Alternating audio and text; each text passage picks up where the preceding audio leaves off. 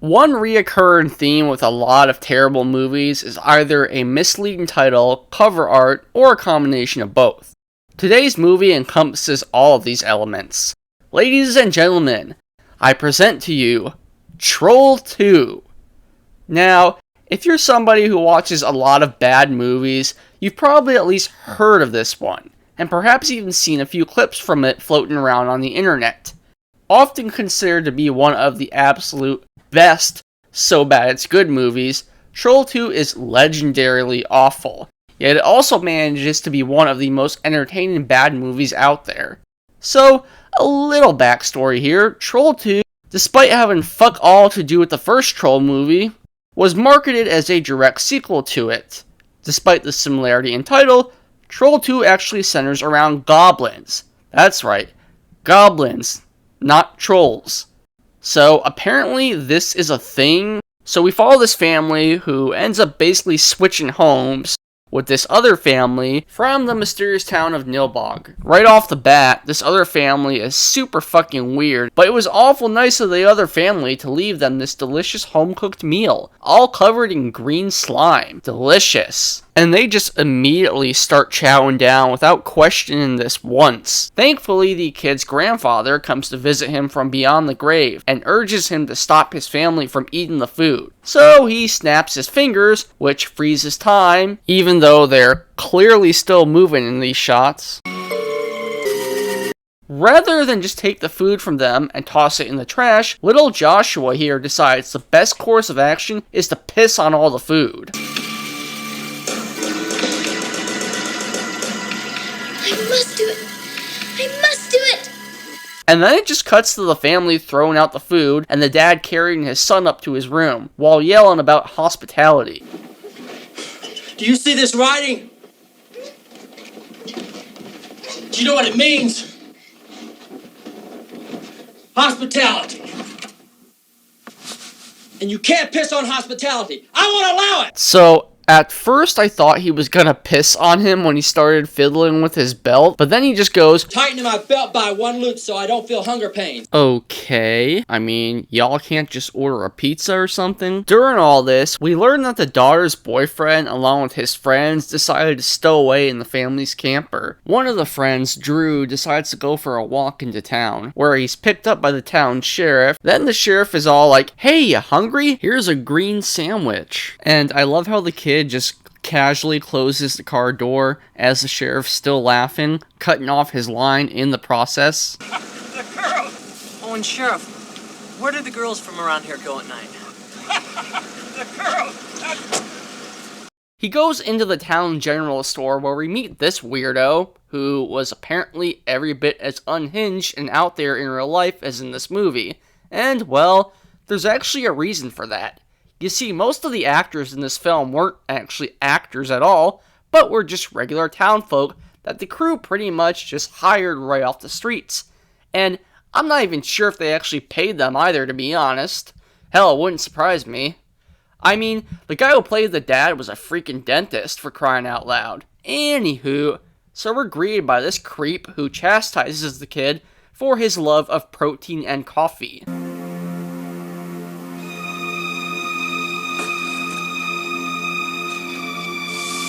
Can I help you? Coffee. There's no coffee here in Nilbog. It's the devil's drink. Eggs. Bacon. Are you crazy, boy? We're vegetarians here in Nilbog. Didn't you know that? Then he's all like, here, have some of this delicious unrefrigerated milk. Do you feel all right?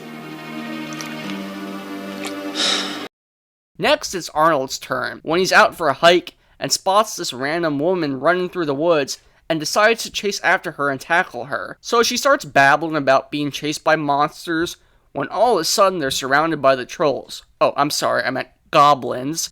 I also love the one goblin here who's all bug-eyed. So Arnold decides it'd be a great idea to walk right up to these creatures, all of whom are carrying some type of spear or weapon, mind you, and give them a little pep talk. And it goes about as well as you would expect.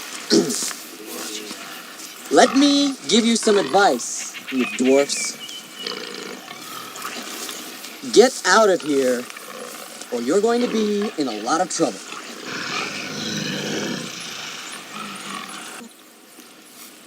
And remember,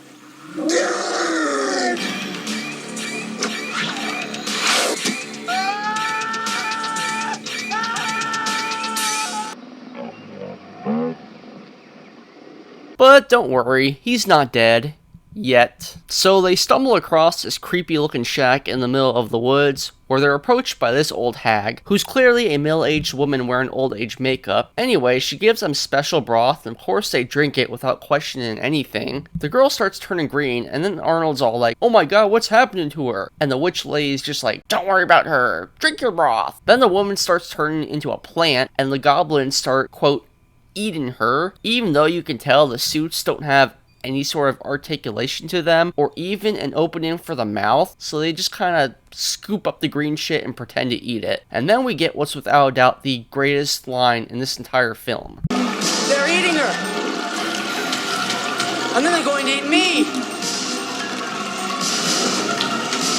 Oh my god!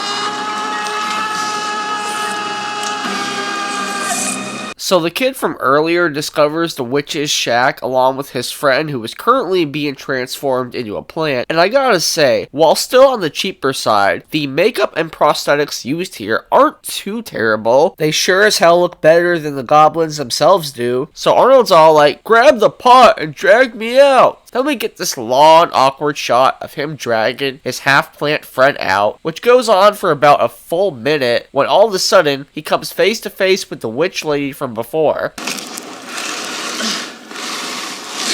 Hurry!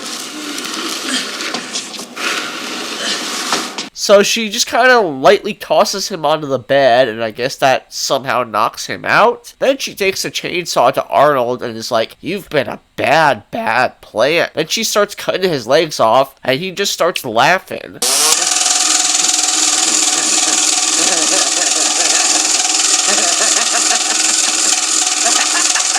Moving on. So Joshua is out for a walk into town with his dad when all of a sudden he has a stunning revelation. Bog!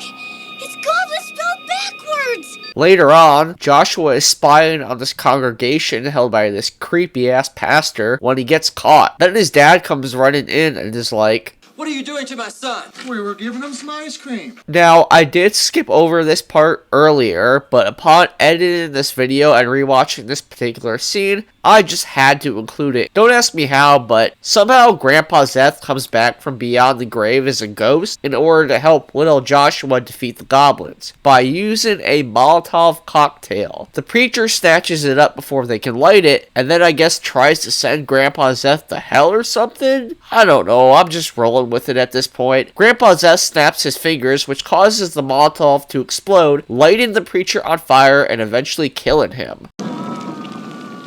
What happened? Now it's time for the last of the friends to bite the dust. So this scene is just an absolute beautiful disaster. This dude's watching TV when all of a sudden the witch from earlier, who is now all young and sexy, somehow infiltrates his television. He walks outside and sure enough, there she is. Then she pulls out a cob of corn, and then this happens.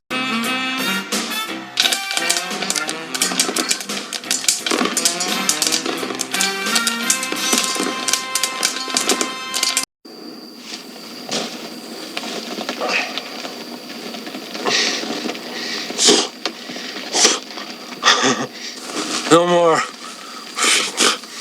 No more popcorn.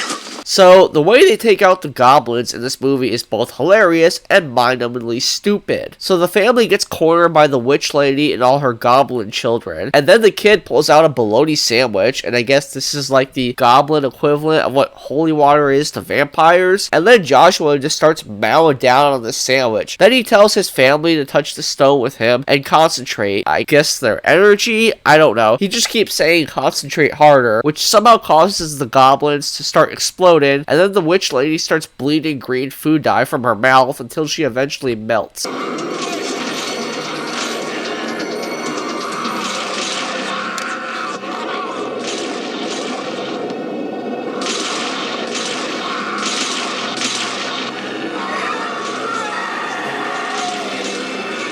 The family returns home, and at first it would seem all is well.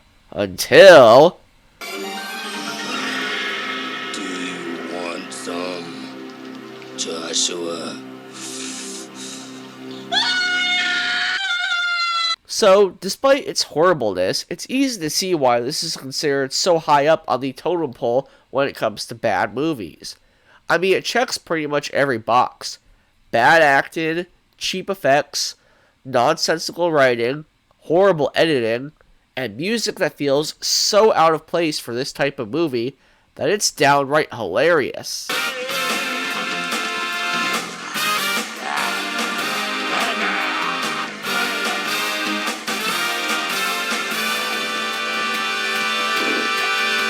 What's also crazy is the fact that the director of this movie, who is Italian by the way, to this day still defends the film and believes that he in fact actually made a genuinely good movie. Film che su cose molto gravi, molto importanti, come mangiare, vivere, morire. È un film importante, parla della famiglia, dell'unione di una famiglia, del senso di una famiglia contro tutto. Well, I can certainly admire his passion. So this movie for sure gets a 1 out of 10 if we're to use a standard rating system. But in terms of laughs and overall entertainment, both of which are unintentional mind you, this film for sure gets a 10 out of 10. I mean, it's one of those movies that just has to be seen to be believed. Anyway guys, hopefully you all enjoyed the video. Please consider giving this video a like, share it, and drop a comment down below. Let me know, what's your favorite good, bad movie? Anyway, until next time, this has been Mark, aka The Movie Buffer. Ciao for now, folks.